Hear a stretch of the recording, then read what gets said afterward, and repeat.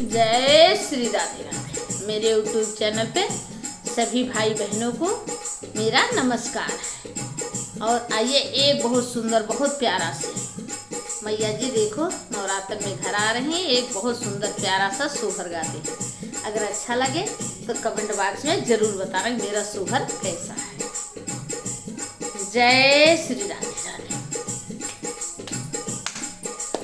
और मेरे चैनल को सब्सक्राइब जरूर करना और कमेंट बॉक्स में ज़रूर बताना कि मेरा गाना अच्छा है या कैसा है, कोई कमी है ज़रूर बताना। आइला चैत महीनवा नवरातम दीनवा नवरातम दीनवा हो पखिया आइला चैत महीनवा नवरातम दीनवा नवरातम दीनवा हो बहिनी ठुमुकी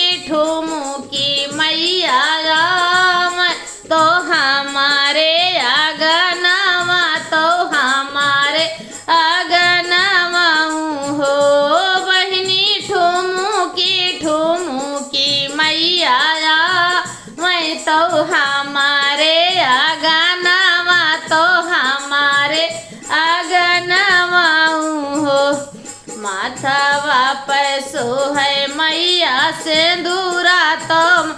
मांगिया मासो है मैया सिंदूरा तो माथावा पे बेंदिया तो माथावा पे बेंदिया उहो बहनी ओढ़ी के लाली चुनारिया गनवा हमरे आइया गनवा हमरे आइया हो बहनी ओढ़ी के लाली चुनारिया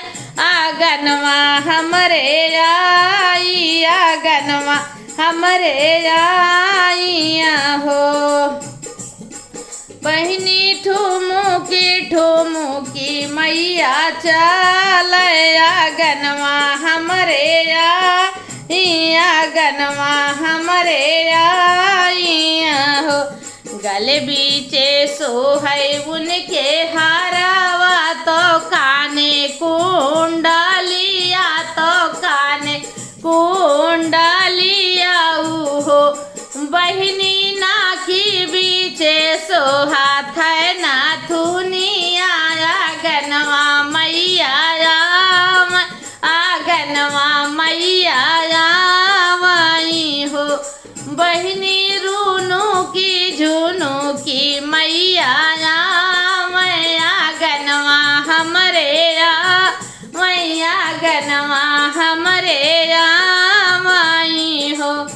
कमरे में सो है कर धनिया तो हाथे माँ कंगनवा तो हाथे माँ कंगनवा हो ओ बहनी दुइनो हाथे लाली लाली में है दिया गनवा मैया गनवा मैया माई हो बहनी दुइनो हाथे लाली लाली में है दिया गनवा मैया मैया गनवा मैया माई हो गनवा मैया माई हो पैरे में सो है पाए जानिया तो अंगूरी बिछुआ सो है अंगूरी बिछुआ सो है ओ बहनी दुइनो गोड़े लागला में हावर गनवा मैया मैया गनवा मैया माई हो ओ बहनी दुइनो गोड़े सोहला में हावर गनवा मैया मैया गनवा मैया माई हो अगने माँ चाऊ कप अगने माँ बेदिया लिपाए माँ चाऊ का पूरा आए ना चाऊ का पूरा एनी हो बहनी आगाने माँ चाऊ की साजाए मैया हमारी बैठ मैया हमारी बैठाई हो बहनी आगाने माँ चाऊ की साजा ए मैया चढ़ी बैठ मैया चढ़ी बैठाई हो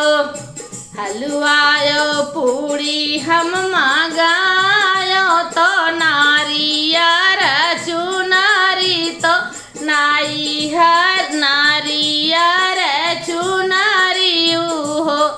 बहनी घुघुरी बता लवंगिया तो भोगावा लगा यो तो भोगावा लगा यो तो पचरा सुना आयनी हो बहनी मैया मोरी देठी आशीषवा मगन जियरा होई गया मगन जियरा होई गया हो मैया घुमारी आशीष दे तो जियारा